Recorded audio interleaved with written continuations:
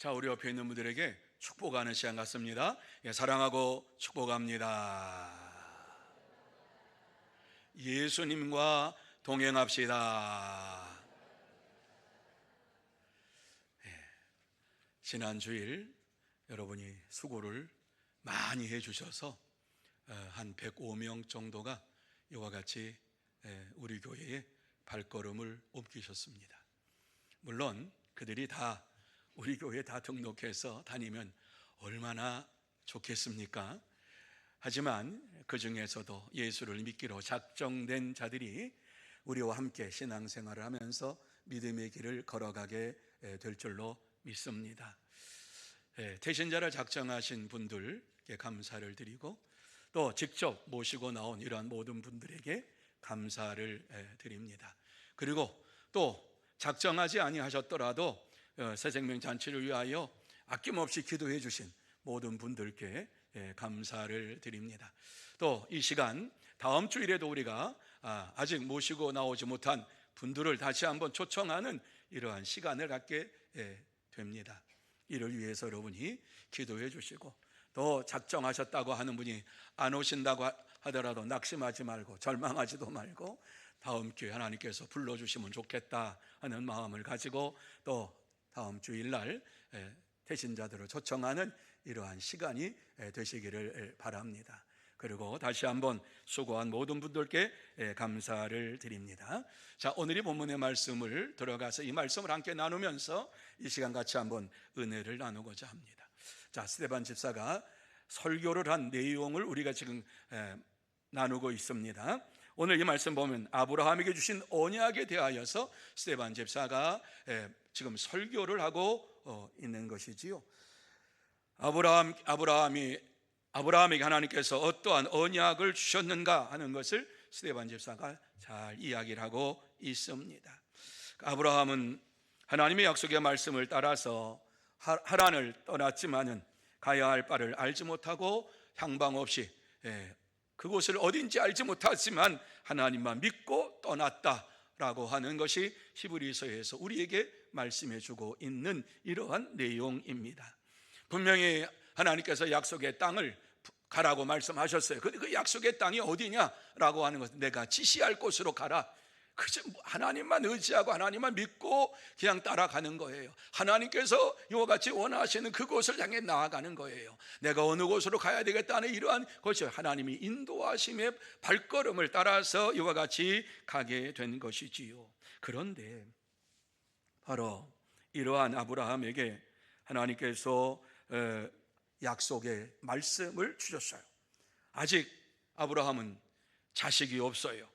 그리고 그와 그 후손에게 땅을 주실 것이라고 말씀하시고 나그네 인생길을 살게 될 것이라고 말씀하시고 마침내 다시 약속의 땅으로 돌아와서 하나님을 섬기게 될 것이다 라는 말씀을 하나님께서 아브라함에게 주셨다라고 하는 내용을 스데반이 이스라엘 백성들에게 유대인들에게 전하고 있는 것입니다. 자, 이 시간 본문을 보면서 하나님께서 아브라함에게 주신 언약이 무엇인가를 생각을 하고 그러면 하나님께서 아브라함에게 주신 언약이 우리와 무슨 상관이 있는가를 함께 나누면서 은혜 받는 시간이 되기를 원합니다. 자, 그러면 하나님께서 아브라함에게 주신 이 언약이 우리와 무슨 상관이 있습니까? 제일 먼저 이 말씀 속에서 주시고 있는 것은 우리에게 땅의 복을 주신다고 말씀하고 있는 거예요. 같이 한번 읽어볼까요? 시작. 우리에게 땅의 복을 주십니다. 이스라엘 백성들에게 땅의 복을 주시겠다고 약속하신 이러한 하나님의 이 언약은 오늘 이 시대에 우리에게도 동일하게 땅의 복을 주시겠다고 약속해 주시고 있는 말씀입니다. 이 사실을 5절 말씀 속에서 이렇게 말하지요. 같이 한번 5절 말씀 한번 다시 읽어볼까요? 시작. 그러나 여기서 발붙일 만한 땅도 유업으로 주지 아니하시고 다만 이 땅을 아직 자식도 없는 그와 그의 후손에게 소유로 주신다고 약속하셨으며 이렇게 말씀하고 있어요. 자, 이 말씀, 자, 여기서 발붙일 만한 땅도 유업으로 주지. 스데반이 지금 이 말씀을 전하고 있는 곳은 예루살렘 땅이에요. 아브라함의 후손들이 살고 있는 땅이에요. 그러니까는 아브라함이 이곳에 도착했을 때에는 하나님께서 그에게 발붙일 만한 땅 하나도 주지 않았다. 유업으로 주지 않았다. 그러면서 다만 이 땅을 아직 자식도 없는 그와 그의 후손에게 소유로 주시겠다고 약속하셨다라고 이렇게 말씀을 하고 있는 것이에요. 하나님께서 아브라함에게 이 약속의 말씀을, 언약의 말씀을 주실 때에는 이와 같이 자식도 없고 그가 가진 땅도 없고 이와 같이 하나님 지시할 땅으로 들어왔지만 그곳에 땅 발붙일 만한 이러한 땅 하나도 그들에게 유업으로 주지 아니하셨다라고 하는 말씀을 주시고 있는 거지요. 여러분, 하나님은 아브라함을 통해서 그의 후손과 하나님의 백성, 그의 후손을 통해서 하나님의 백성으로 세우실 것을 말씀하시고 그들을 약속의 땅에서 살게 할 것을 약속하셨는데 지금 그 약속이 너희가 살고 있는 이 땅에서 이루어졌다 하는 것을 스데반 집사가 말하고 있는 거예요. 아브라함이 그 말을 들을 때에는 그 말이 믿어졌을까? 아브라함은 성경에 보니까는 하나님이 약속하신 말씀을 믿어졌다라고 하는 것보다도 믿음을 가지고 나갔어요. 속에 보면은 믿지 않았어요. 그 말씀이 창세기에 보면 아주 구체적으로 나타나고 있는 것을 보게 됩니다. 여러분, 하나님께서 아브라함을 부르셨을 때가 75세 때에 아브라함을 불렀어요. 한 자녀도 없는 이러한 아브라함을 불러서 이제 너의 후손으로 후손에게 이 땅을 줄 것이다 이렇게 약속의 말씀을 주셨다라고 하는 말씀이 창세기 12장에 나타나요.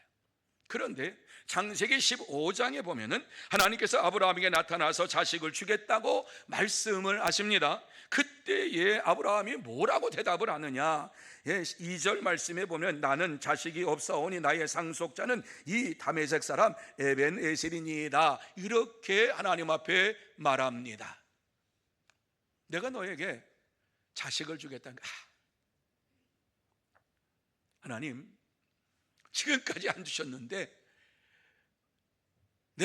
나에게 자식을 주신다고요? 나의 상속자는 내가 지금 같이 아브라함의 가정에서 같이 살고 이와 같이 했던 이러한 에벤에셀이 나의 상속자가 될 것입니다. 아직 내게 자식 하나 안 주셨잖아요. 이런 얘기예요. 근데 그 말을 해요. 직접적으로. 네. 그 3절 말씀에 보면 주께서 내게 씨를 주지 아니하셨으니 내 집에서 길린 자가 내 상속자가 될 것이니이다. 너를 통해서 아들을 낳을 것이다. 그런데 안 주셨잖아요. 하나님 씨 안 주셨잖아요. 그런데 더 이상 기다릴 이유도 없고 내가 집에서 이와 같이 사랑하는 이러한 에벤에셀을 나의 상속자로 이와 같이 내가 세우실 것입니다. 그런데 그 앞에 말이 아주 뼈 있는 말이지요. 주께서 내게 씨를 주지 아니하셨으니 이런 말씀하잖아요. 내게 이와 같이 자녀를 주지 아니하셨으니까 하나님 말씀하시는 건 내가 무슨 뜻인지 알겠는데 하나님 이 에벤에셀이 내 상속자로 이와 같이 되는 것이 당연한 것 같습니다. 이렇게 얘기를 합니다. 하나님께서 생명을 주관하시는 분이신 것을 아브라함은 믿었습니다. 나중에 후에 그는 하나님께서 그에게 자녀를 주시기도 하고 주시지 않기도 하는 이러한 생명의 하나님이시여 전능하신 하나님이신 것을 믿었어요. 근데 지금은 아니에요. 지금은 이와 같이 약속의 말씀을 받을 때에는 아브라함이 이 약속의 말씀 받을 때에는 하나님께서 생명의 주님으로 하나님으로 이와 같이 전능하신 하나님으로 믿지 아니하고 하나님께 약속하신 그 땅을 향해서 그리고 후손에게 주시겠다고 하니까 에벤에셀을 통해 가지고 이와 같이 그 땅에 들어가서 자손 후손을 이와 같이 하는 것이 내 생각에는 맞는 것 같습니다. 이런 얘기지요. 아브라함은 하나님께서 그에게 나타나셔서 말씀하심에도 불구하고 그에게 후손이 있을 것이라고 하는 것에 대하여서 믿지 아니하고 에베네셀을 나의 후손으로 이와 같이 생각할 겁니다. 이렇게 말씀을 드렸어요. 자, 이 말씀을 보시면은요, 실제로 아브라함이 이 약속의 말씀을 받을 때에 그의 몸에서 이와 같이 육신의 아들이 태어날 것이라고 하는 사실을 아직 믿지를 못했어요. 이러한 자에게 하나님께서 일방적으로 말씀을 하고 있는 것입니다. 사랑하는 성도 여러분, 하나님께서는 아브라함이 아직 자녀가 없을 때에 그와 그의 자녀에게 땅을 주시겠다고 약속하셨습니다. 이 말씀대로 그의 후손에게 약속의 땅에서 살게 하셨습니다. 그러니까 스데반 집사는 아브라함이 그것을 받을 때에는 믿지 못했지만은 100세에 이와 같이 이삭을 낳고 난 이후에는 그 말씀을 믿게 되었다라고 하는 말씀을 주면서 바로 그 증거가 우리들이 아니냐, 아브라함의 후손으로 이와 같이 우리가 이 땅에 살고 있지 않느냐, 그러니까 하나님께서 이 약속을 성취하셨다 하는 이러한 말씀을 주시고 있는 것이지요. 자, 그러면서 이 성취는 갈라디아서 3장 29절 말씀 속에 보면은 어떠한 자에게 주셨는가 하는 것을 폭을 넓혀서 말씀하고 있습니다. 자, 같이 한번 읽습니다. 시작. 너희가 그리스도의 것이면 곧 아브라함의 자손이요 약속대로 유업을 이을 자니라. 아멘. 여러분, 이스라엘 백성들에게만 하나님께서 믿음의 후손으로 이와 같이 땅에 대한 축복을 주시겠다고 약속한 것이 아니라 갈라디아서 3장 29절 말씀을 보면 너희가 그리스도의 것이면, 너희가 예수 그리스도를 믿고 이와 같이 그리스도의 사람으로 살고 있다면 곧 아브라함의 자손이요 이렇게 말씀합니다. 예수 그리스도를 믿는 자들이 믿음으로 아브라함의 자손이 되었다고 말씀하고 약속대로 유업을 이을 자니라 이렇게 말씀합니다. 이스라엘 백성뿐만 아니라 이와 같이 예수 그리스도를 믿는 모든 자들이 아브라함의 자손이요 뿐만 아니라 약속대로 유업을 이을 자라고 하는 이러한 말씀을 분명하게 해주시고 있습니다. 그렇습니다. 참된 성도는 믿음 안에서 아브라함의 자손이요 약속의 유업 땅의 복을 주실 것을 믿고 믿음으로 살아갑니다. 그러므로 저와 여러분 모두 다 믿음 안에서 내가 아브라함의 자손이 된 것을 확신하고 약속의 유업 땅의 복을 주실 것을 믿고 살아가는 참된 성도, 복된 성도가 다 되시기를 예수님의 이름으로 축원합니다. 두 번째로 괴로운 세상을 이기게 한다 하는 말씀을 우리에게 주시고 있어요. 같이 한번 읽습니다. 시작. 괴로운 세상을 이기게 합니다. 뭐가요? 하나님의 언약이. 아브라함에게 주신 언약은 이와 같이 괴로운 세상에 사는 우리가 이 세상을 이기게 하는 이러한 근거가 된다고 말씀을 해주고 있습니다.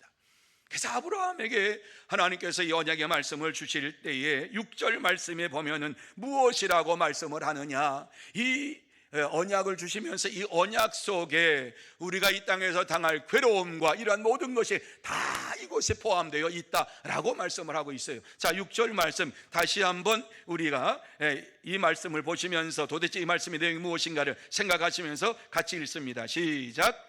하나님이 또 이같이 말씀하시되 그 후손이 다른 땅에서 나그네가 되리니 그 땅 사람들이 종으로 삼아 400년 동안을 괴롭게 하리라 하시고. 여러분, 이 말씀 하나님께서 아브라함에게 언약의 말씀을 주실 때에 그 말씀을 주시는 그때의 그 말씀 속에, 언약의 말씀 속에 보면은 이스라엘 백성들이, 하나님의 백성이, 하나님의 자녀가 다른 땅에 가서 나그네가 되어서 400년 동안을 괴롭힘을 당하게 될 것이다 라고 하는 이러한 말씀도 주셨다라고 하는 말씀을 주시고 있어요. 하나님의 언약의 백성이라 그래서 이 세상에 살면서 항상 기쁘고 즐겁고 괴로움이 없는 삶을 사는 것이 아니라 하나님께서는 분명하게 언약의 백성들에게 주신 말씀, 이 세상에 사는 동안에 괴로움을 당하게 될 것이다, 이러한 말씀을 주시고 있어. 몇 년 동안, 400년 동안 괴로움을 당하게 될 것이다, 이렇게 분명하게 말씀을 주시고 있는 거예요. 이 말씀대로 이스라엘 백성들이 이제 애굽에 가서 400년 동안을 머물게 되었지요. 여러분, 애굽에 내려간 것이 어떻게 내려갔어요? 가나안 땅에, 약속의 땅이지만 그 약속의 땅에 들어갔을 때에 기근이 들고 여러 가지가 어려움이 있었어요. 농사가 안 됐어요. 그런데 애굽에 이와 같이 풍성한 곡식이 있다는데 애굽에 요셉이 팔려갔어요. 요셉이 팔려가서 그 애굽의 국무총리가 됐단 말이지요. 이러한 됐는데 이제 이 아들들이, 야곱의 아들들이, 야, 이렇게 하지 말고 양식이 있는 그곳에 가가지고 양식 좀 구해와라. 그래가지고 양식을 구하러 갔다가 요셉을 만났잖아요. 그 요셉을 만나고 내가 여기 살아있다고 빨리 아버지께 얘기하라. 그래가지고 와서 이스라엘 백성들이, 이 70명이 이와 같이 야곱의 후손들이 그곳에 내려간 것이 이스라엘 내려가가지고 그때부터 400년을 살게 되었다라고 하는 이러한 말씀을 주시고 있는 거지요. 그런데 400년 동안 사는 동안에, 요셉이 살아있을 동안 에는 이스라엘 백성들이 평안했어요. 잘 살았어요.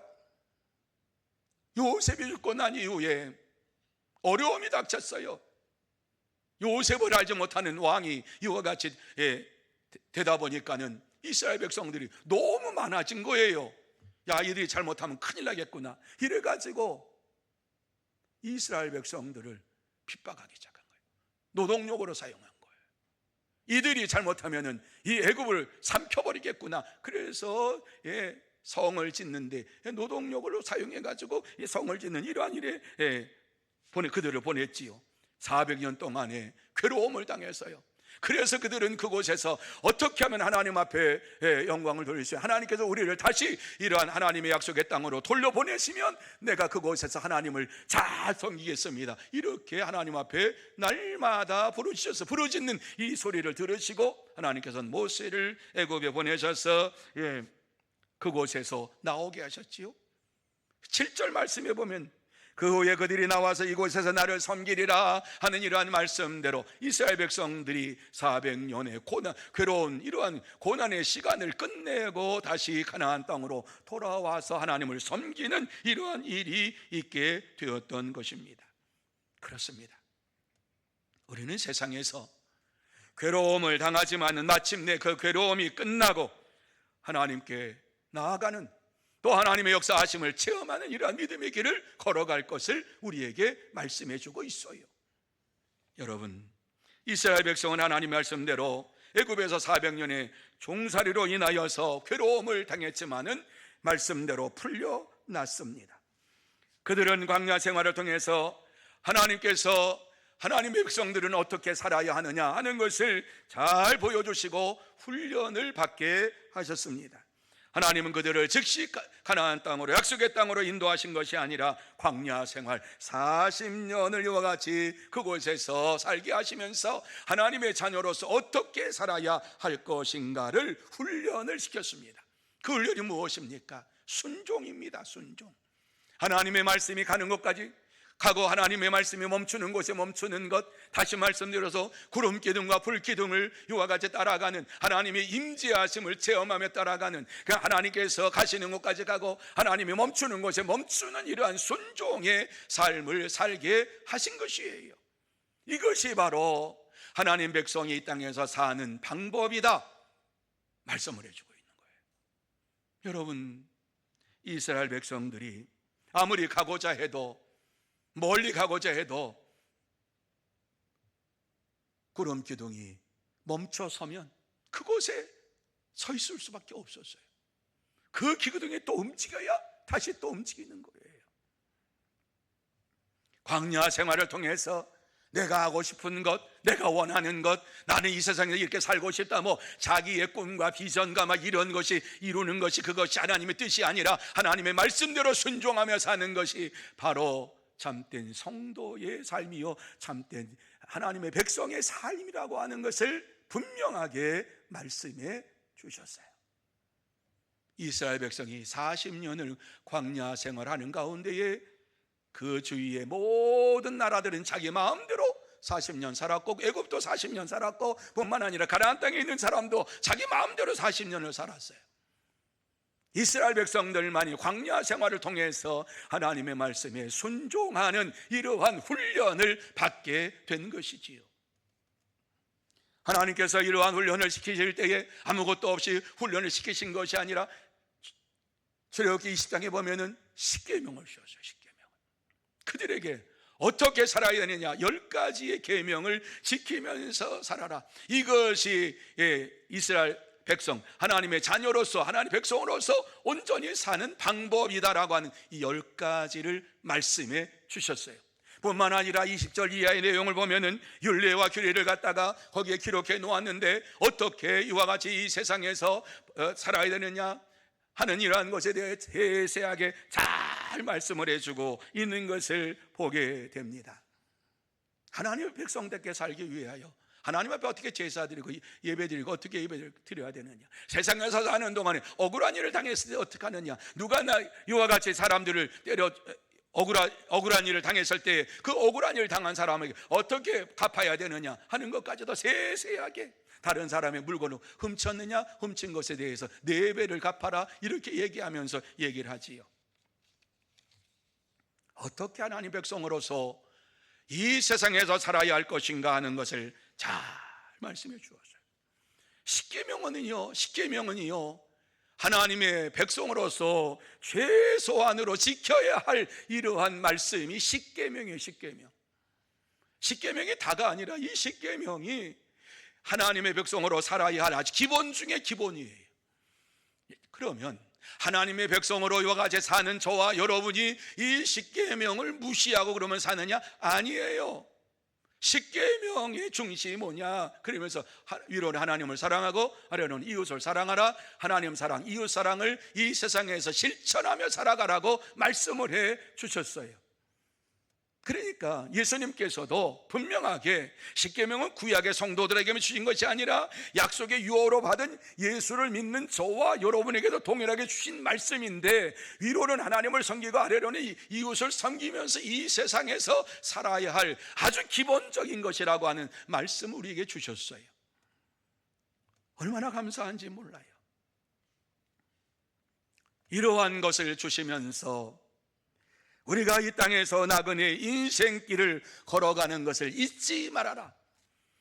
이러한 하나님이 십계명과 이러한 규례와 법도를 우리에게 주셨는데, 이러한 모든 것을 이루기 위해서는 괴로움을 당하게 될 것이요 어려움도 당하게 될 것이다. 하지만 마침내 하나님의 나라에 들어가는 축복을 받게 될 것이다 라고 하는 말씀을 우리에게 주셨어요. 그렇습니다. 하나님의 자녀들이 하나님의 말씀대로 순종하며 살아가는데 때로는 힘들고 어렵고 이와 같이 괴로움을 당할 수가 있다고 말씀합니다. 그렇지만 이러한 모든 것을 이길 때에 하나님의 나라에 들어가는 하나님의 백성이 된다 하는 사실을 우리에게 말씀해 주고 있습니다. 그렇습니다. 우리는 이 세상에서 유한한 삶을 살아가면서 하나님의 은혜로 생활하고 영원한 하나님 나라에 들어갈 것을 바라보며 달려가는 믿음의 사람들이 되어야 할 줄로 믿습니다. 이 세상에 사는 동안에 예수 믿는 기쁨은 이루 말할 수가 없어요. 하나님을 믿는 믿음은 이루 말할 수가 없어요. 세상의 괴로움을 당하는 건 잠깐이지만 예수 그리스도를 믿고 영원한 하나님 나라에 들어가는 이러한 생각을 할 때에 얼마나 감사한지 몰라요. 기쁨이 넘치 몰라요. 이건 잠깐이다. 이 또한 넘어가리라. 여러분이 이 세상에서 아무리 힘든 일을 당하여도 지나가면 또 살게 되어 있는 거예요. 아주 어렵고 힘든 일 다 당하셨지요? 저도 그러한 시기가 있었어요. 하지만 하나님께서 그러한 시기를 다 지나가게 하시고 하나님의 은혜 가운데 살게 하시는 하나님이신 것을 체험하고 있지 않습니까? 그렇습니다. 우리는 이 세상에 살면서 괴로운 나그네 인생길을 걸어가는 것을 잊지 말고 이 괴로운 인생길을 걸어가는 데에서 이와 같이 하나님께서 우리를 마침내 이기게 하실 것이라고 하는 이 말씀을 마음에 새기면서 살아가는 하나님의 사람들이 되어야 할 줄로 믿습니다. 이러한 자에게 하나님께서 세상을 이길 수 있는 힘과 능력을 주시는 거예요. 그래서 예수님께서는 우리에게 요한복음 16장 33절, 우리가 너무 잘 아는 말씀이지요. 같이 한번 읽어볼까요? 시작. 세상에서는 너희가 환난을 당하나 담대하라. 내가 세상을 무슨 말씀이에요? 내가 이겼으니 너희도 이길 것이다, 이 말씀이잖아요. 내가 이겼으니까 염려하지 말아라. 너희도 이길 것이다. 담대하게 믿음으로 살아라. 환난을 당하지만 담대하라. 내가 세상을 이기었으니까 나만 믿고 의지하면서 따라와라. 이 말씀을 우리에게 주시고 있는 것이지. 그렇습니다. 참된 성도는 세상에서 어려움을 당하고 환난을 당하고 괴로운 일을 당하지만은 마침내 이러한 모든 것을 이기게 되고 하나님의 은혜로 생활하게 됩니다. 그러므로 저와 여러 모두 다 이 세상에서 환난을 당하지만 세상을 이기시는 하나님을 의지하고 믿으면서 날마다 하나님의 은혜 가운데, 하나님의 능력 가운데 살아가는 참된 성도, 복된 성도가 다 되시기를 예수님의 이름으로 축원합니다. 세 번째로 할례의 언약으로 살게 된다고 말씀하고 있어요. 같이 한번 읽습니다. 시작. 할례의 언약으로 살게 됩니다. 아멘. 할례의 언약이 무엇이냐라고 하는 것, 지난 시간에 잠깐 얘기했지만 오늘 이 말씀에 보면 할례의 언약이 어떠한 것인가 하는 것을 8절 말씀에서 우리에게 조금 더 자세하게 말씀해 주고 있어요. 같이 한번 읽습니다. 시작.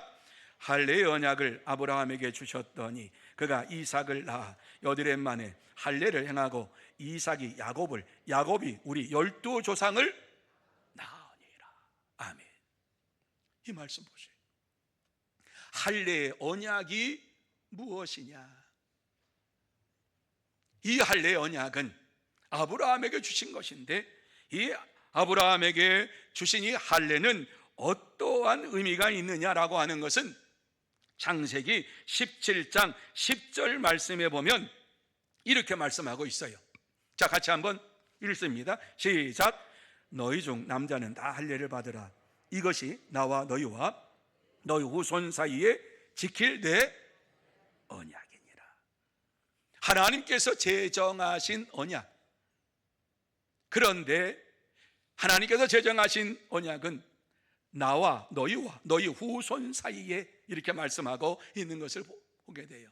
하나님과 너희와 너희의 후손, 아브라함의 후손 사이에 지킬 나의 언약, 하나님의 언약이다. 일방적인 언약이에요. 여러분, 이것은 우리가 지키든 안 지키든 하나님께 지키시겠다고 약속하신 언약이에요. 언약. 얼마나 감사한지 몰라요. 우리는 때로 부족해서 하나님의 약속을 지키지 못할 때가 있는데 염려하지만 내가 내 언약으로 내가 춘다. 지금 너희가 안 지켜도 나는 이 언약을 지킬 것이라 하는 이러한 말씀을 주고 있는 것을 보게 됩니다. 그렇습니다. 나와 너희와 너희 후손 사이에 지킬 내 언약이라. 하나님의 언약이라. 하나님께서 이 언약을 지키실 것이다. 너희들이 잊어버려도 나는 이 언약을 지킬 것이다 라고 약속해 주셨습니다. 그렇습니다. 하나님은 우리가 할례의 언약과 같은 확실한 증거를 가지고 이 세상에서 믿음으로 살기를 원하고 계십니다. 여러분, 이스라엘 백성들은 하나님께서 명령하신 이 할례를 받음으로 인하여서 세상과 구별된 하나님의 백성이 되었고 하나님의 자녀가 되었습니다. 그래서 하나님은 그들에게 세상에서 어떻게 하나님의 백성으로 살아야 할 것인가를 세세하게 자세하게 말씀해 주셨어요. 그러므로 세상의 많은 사람들은 이스라엘 백성들을 보면서 하나님의 살아계심을 알게 되고 하나님의 역사하심을 보게 되었습니다. 여러분, 이 시대에도 유대인들이 왜 저렇게 똑똑한가? 사람들은 이스라엘 백성들을 보면서 이야기를 합니다. 노벨 문학상을 받은 이러한 사람 가운데 유대인들이 많다 그러지요.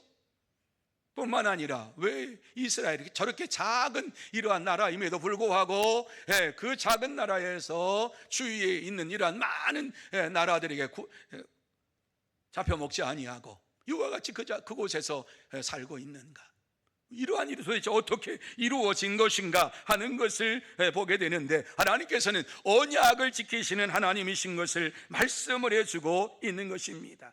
많은 사람들이 이스라엘을 보면서 야, 하나님은 살아계신 것 같아, 뭐 이렇게 생각하시는 분들이 많이 있지요. 저 사람은 여호와라고 하는 신을 믿는데 여호와 하나님이 진짜 살아있는 것 같아, 뭐 이러면서 세상 사람들은 유대 민족을 보면서 특별한 민족이구나 이렇게 이야기를 합니다. 그런데 최근에 우리나라에 아주 여러분이 이스라엘의 역사신학, 유대 역사 신학자들이 우리나라에 와가지고 이상한 이야기를 한 것을 여러분 아십니까? 이 영광 쪽에 이게 마지막 이루어질 예루살렘이래요. 그런데 그곳에 돌에 새겨진 이러한 문자를 봤는데, 돌에 새겨진 문자가 왜 우리나라의 히브리 문자가 왜 우리나라의 돌에 새겨져 있느냐, 도대체 이게 뭐냐. 뿐만 아니라 우리나라에서는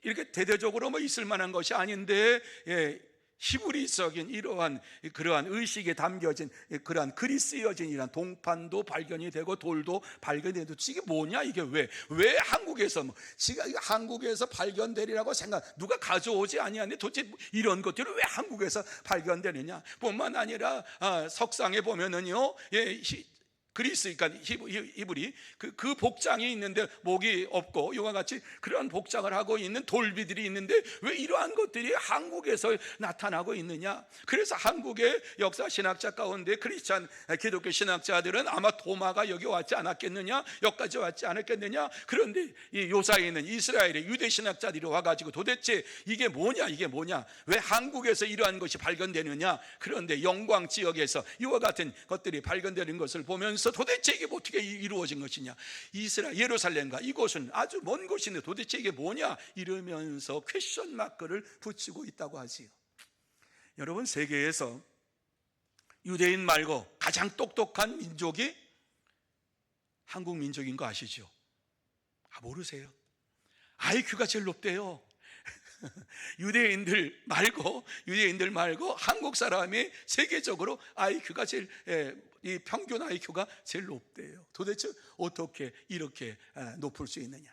그래서 한국 사람은 하나를 알면 하나를 가지고 10개를 만들고 10개를 가지고 100개를 만드는 사람이 한국 사람이래요. 그러니까 한국 사람이 하나 알려주면 그것으로 끝난 것이 아니라 그것을 개발해 가지고 더 좋은 것으로 만드는 민족이 우리 한국 민족이래요. 저는 긍정을 해요. 일하는 규모가 있고 일하는 이러한 모습이 있는 것이 우리 한국 사람. 하여튼간에 세계적으로 보면은 우리 한국 민족이 진짜인지 가짜인지 모릅니다만은 단민족의 후예다 뭐 이런 얘기를 해요. 그러니까는 어떤 분들은 그런 얘기를 해요. 단이 사라졌다. 단족속이 사라졌다. 그 단족속이 사라졌는데 어디로 갔느냐? 이쪽으로 왔다. 뭐 이렇게 얘기하고, 바벨탑을 쌓을 때에 그곳에서 바벨탑을 쌓는 곳에서 다 흩어졌는데 그 흩어진 이러한 이스라엘 족속 가운데 동방으로 간 이러한 족속이 있는데 그 족속이 바로 한민족이다. 뭐 이렇게 얘기를 하시는 분이 있는데 아직 확실한 증거는 아니니까 그냥 저도 그냥 궁금증을 가지고 그럴 수도 있겠다 이렇게 생각을 해요. 왜? 똑똑하니까 우리가. 하지만 이스라엘 백성들이 하나님의 자녀로 살면서도 하나님의 말씀대로 순종하지 아니함으로 인하여서 하나님께서는 그들에게 형벌을 내려주셨어요. 그 형벌이 무엇입니까? 멸망이라고 하는 것이에요. 멸망을 받을 이러한 자라고 하는 것을 하나님께서는 그들에게 체험하게 하셨고, 하나님을 떠난 민족은 이와 같이 하나님께서 멸망시키실 것이라고 하는 사실을 광야 생활하는 가운데에서 분명하게 보여주셨어요. 누가 가나안 땅에 들어가느냐? 가나안 땅에서 나온 20세 전에 이와 같이 이러한 자들이 하나님의 말씀에 순종하며 이와 같이 사는 자들이 가나안 땅에 들어갈 것이다 라고 하는 말씀을 주셨어요. 물론 갈렙도 들어갔지요, 여호수아도 들어갔지요. 두 사람 빼놓고.